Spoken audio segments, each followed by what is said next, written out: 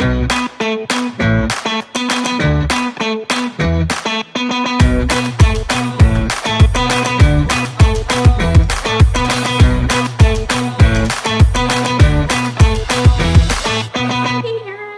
Hello, Beth. Good to see you. Always a pleasure. Always enjoy podcast day. Um, I wanted to just quickly talk today about a resource that was made by Bioimaging North America as well as our team called the Bioimaging Guide that I think and hope is super helpful for helping people realize what they don't know about bioimage Ooh, analysis yeah, that's and a big bioimaging in one. general. Yeah. Yeah. Uh, so obviously we'll put the links for this in the show notes, but this is the Bioimaging Guide. So this is actually the companion to a paper um, that a whole bunch of fantastic people, led by a couple of former postdocs in the imaging platform, Rebecca and Barbara, but a ton of names you've probably seen before, great folks who put this together. Um, Here's the major take home if you learn nothing else. A lot of people spend a lot of time going back and forth between sample preparation and image acquisition, and they optimize these two things back and forth a lot. And then once they're happy with this, they start thinking about image analysis. And then once they're happy with this, start thinking about data interpretation. Um, and that actually makes your life a lot harder than it needs to be.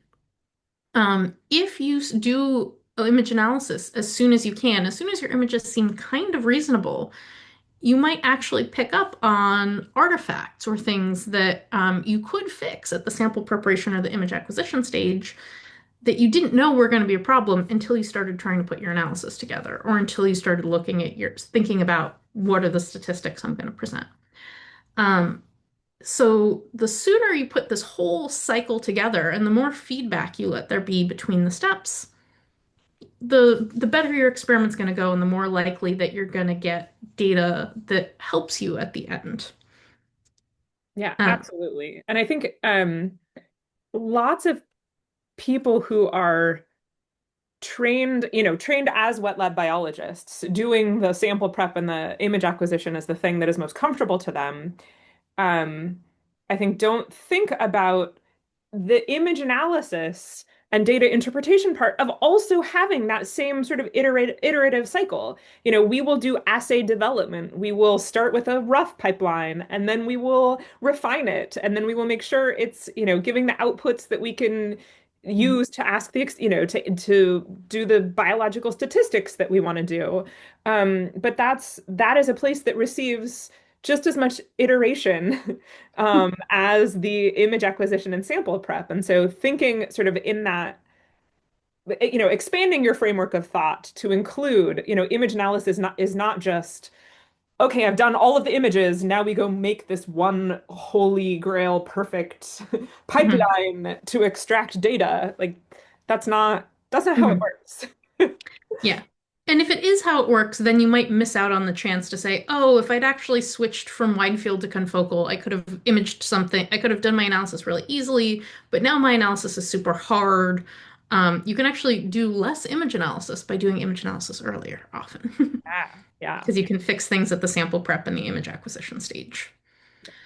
Um, so I certainly hope you read this paper. It's was the hard work of a lot of people, but so what we wanted to do was to provide a high level overview of here are all of the sort of major things to think about ahead of time, because often part of the reason that people sort of don't do these steps in order is not because they're malicious. It's because first they get taught to do this, because this happens first, and then they get taught to do this, and then they get taught to do this. And so they didn't even know this was a thing while they were doing this. Like, it's not that they're trying to do bad science, they're not doing bad science, they just don't know what they don't know. Yeah, absolutely. And So, I think this also comes into play with our, like, often a lot of what we do, and like we are strictly image analysts. We are not doing any wet lab prep. So we have lots of collaborators that are doing just the sample prep and image acquisition. And that's fine. If that, that's their skill, having separate skill sets and bringing in collaborators is amazing and super important part of science. But also, everybody is happier and more successful when there is at least constant communication. So if you're not doing the image analysis yourself, if you don't want, if you don't have the time and space and opportunity to develop all of those skills on your own, there should at the very least be a constant conversation between experts in any one arm of there. Sometimes we even then get involved with experts in statistics because we have some basic knowledge of statistics from what we do, but we're not experts in it. And so, you know, likely you are more comfortable in one of these corners than the other. And so having lots of communication from the beginning, lots of planning from the beginning with the collaborator that is more expert in any one given area will also make this all so much better, even if you're not doing it all yourself. Yeah. I'm sure there's someone out there who's incredibly comfortable in all four, but it's probably like one person. Yeah. Like most people, it's like one, maybe two. Yeah. Um, so anyway, this is a awesome paper. Please do read it. It's got sort of things of like how you might think through some stuff. It's got a glossary. Um, and it has a list of resources. And the major thing that we worried about, because we've written papers like this before, is the second that you make a list of resources, somebody publishes a new great resource, and now your resources are out of date. Um, the other thing that we weren't incredibly excited about is a paper has to have a certain scholarly tone to it. And sometimes we're more interested in a conversational, friendly tone instead. There's place for all of these things. And so while we were writing the paper, we said we don't want to just write a paper. We want there to also be a website version of this, a website version where we can be a little more conversational, we can have a few more discussions, and we can keep it up to date and keep adding new things that we like. And so this is bioimagingguide.org.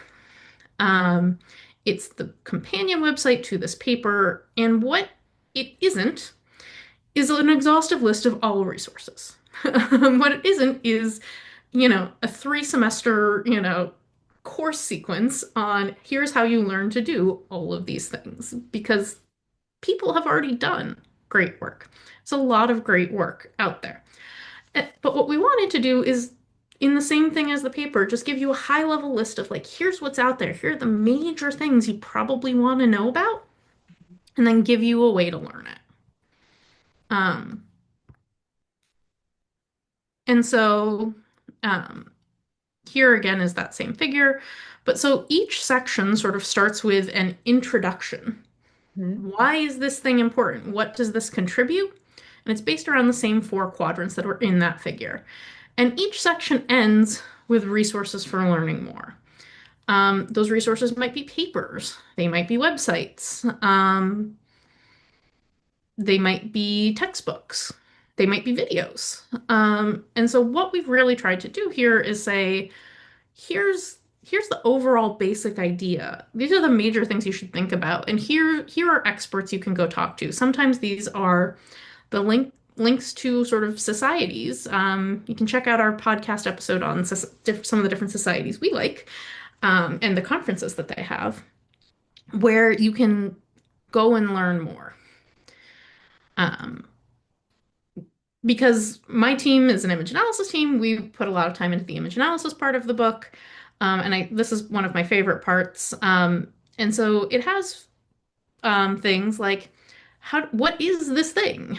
How do I measure it? Where can things go wrong? Where can I learn more about this?